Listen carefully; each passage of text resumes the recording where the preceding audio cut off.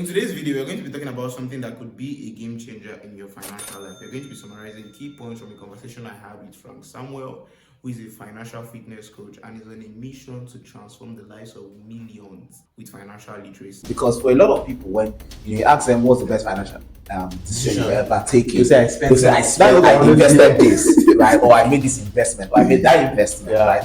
But the best financial decision I made was to get financial advice. At the end of the day, aid is not going to it's not what will put people out of poverty. It's knowledge. It's the same way how someone who wins a lottery, if the person is not financially wise or financially dependent, within the next 3-4 years, person will go back to it will look like nothing ever happened to him.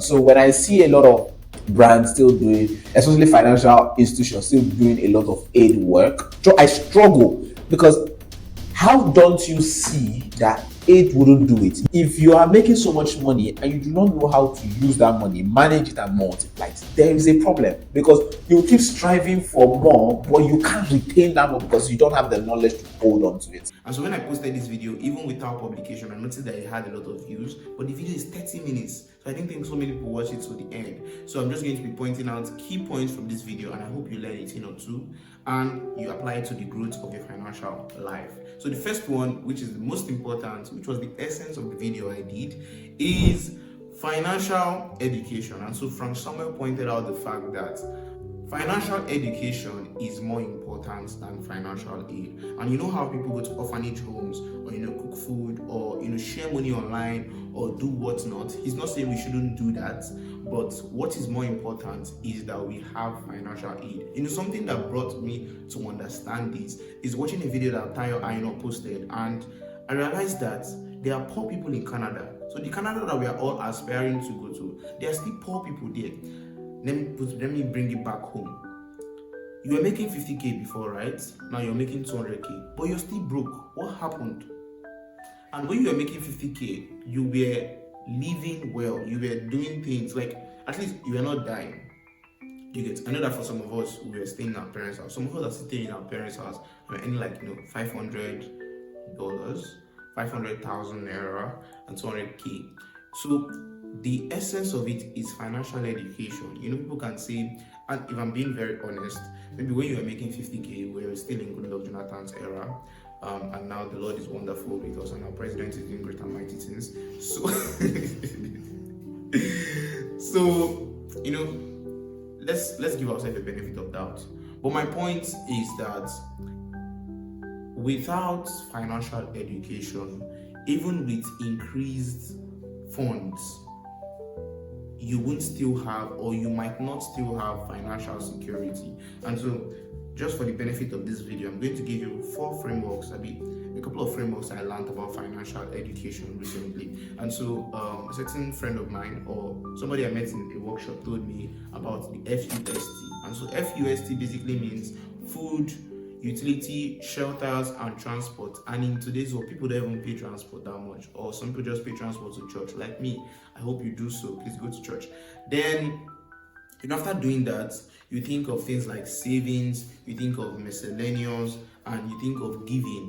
So I know that for some of us, our money don't even reach that giving side.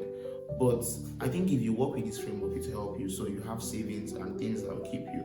Then let me just talk about something else I learned recently, because that's what I do on this channel. I tell you things I learned and things that are blessing my life, and things that I'm actually even doing that is making my life better. So I heard from Ali Abdal, and I also heard it from somebody in the same workshop I attended, that before you make any investments, you should have an emergency fund of at least 6 months. I've heard 3 to 6 months, but let's work with 6 months. So what that means is, before you do crypto, I'm not slandering crypto, but before you do crypto, you invest in the stock market, you start buying land. You should, except if you don't buy land, you die.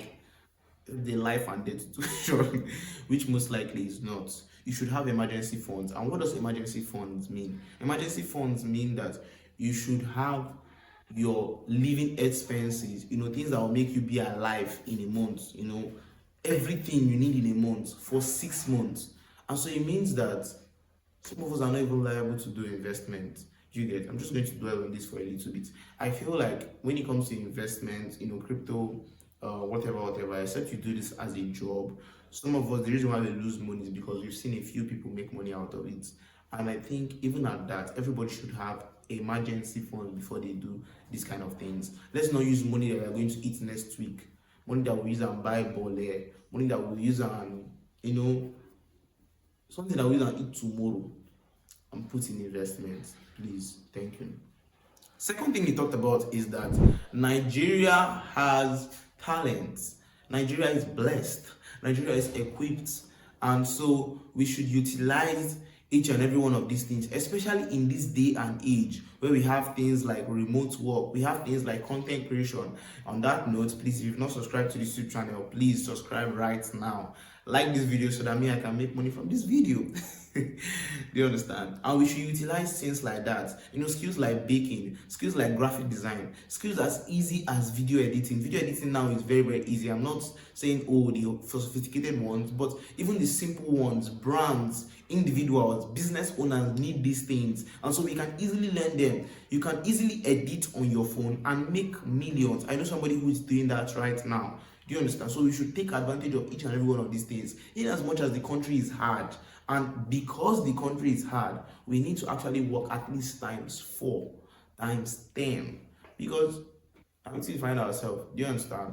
That's the situation we find ourselves. So, and I pray that, for those of us trying to get jobs, me inclusive, in foreign countries, that God comes through for us, so that we'll be earning in dollars and spending in naira, and we'll be rich, all of us, in Jesus' name. And the last thing I want to talk about is what FFC is doing. And so I've attended FFC myself, and they have the goal of impacting millions of Africans by 2030. That's an amazing goal. So this is not even talking about transforming his brother's life or transforming his sister's life. He's